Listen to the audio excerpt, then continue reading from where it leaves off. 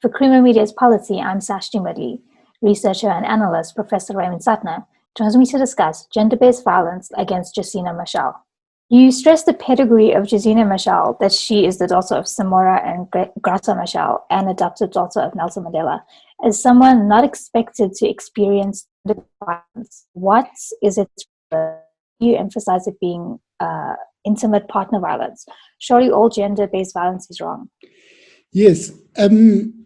I wanted to say that anyone can be raped or experience gender-based violence, but in terms of imagery, some people may seem to be more insulated from attack by virtue of their status in society. And Josina Machel is what the media sometimes calls struggle royalty. And you would expect her, in one's imagination, to be less likely to encounter it than a sex worker or someone walking down a street in a poor area, things like that. But what is important is, I mentioned intimate partner violence because rape usually occurs, the rapist is usually known to the person who is raped. So it's not some crazy sex maniac who suddenly preys on women. It's very often a husband, a relative, or someone else who's well known to the person. And in this case, she was so surprised that it happened that she turned towards the blows. So I just wanted to stress it, that we mustn't rule out anyone as a potential attacker. And more than once, you speak of the assault on Machel being an expression of male sense of entitlement to do what they wish with the bodies of women. Is that not overgeneralized? What I think is, many people speak of their bodies being a battlefield. And I think that's part of a general reification treatment of women as things who are the property of a man. And I remember there was a law article called, if you can't rape your wife, who can you rape? And there's a sense that you have an entitlement. You know, when your daughter is raped, people spend as much time commiserating with the parents or the husband if his wife has been raped than with the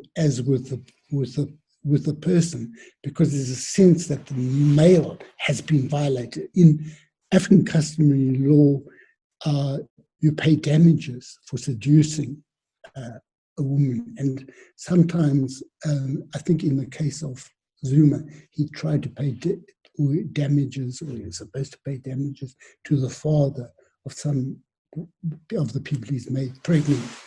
So I just wanted to highlight a sense of a proprietary attitude that men have towards women.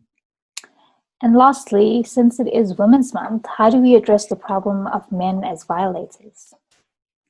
Well, you see, the problem of gender-based violence is not something that can primarily be addressed by women. And I don't like it being addressed to women, that they should not walk here, they should not wear these clothes, and all that sort of stuff. I think that we have, in all sections of the population, macho culture.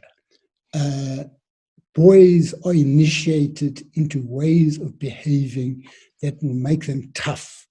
Like Mandela thought that he had not performed adequately when he was circumcised as part of his initiation. He was supposed to shout, "I am a man," but the pain was so great that it took him long to shout it. So that enduring extreme pain was regarded as part of the transition. But if you look at boys' schools, there's a lot of rough behavior. I think you people have interviewed the Sam Cowan about the Parktown boys. Now, a lot of the ways in which boys are initiated is to assert a particular type of masculinity, which is one that can withstand pain without crying and can hit hard and all these sorts of things. So that we have got to address the models that we have of masculinity, who are held up as worthy examples that should be emulated. And the fact that this man beat up Josina Machel and that the court more or less wouldn't give her a remedy is shocking. And that sort of behavior of the court in Mozambique is replicated very often in South Africa. So I think we've got to recognize that we've got a long way to go in terms of building the type of gender relations, but it depends primarily on the way that men behave, which is not to say that some women do not carry out patriarchal practices. For example, when they become heads of certain organizations that have a model of patriarchal leadership, very often women perform in a patriarchal way. But I mean, the main thing is that we must address masculinities. That was Professor Raymond Suttner unpacking his latest column with Creamer Media's Polity.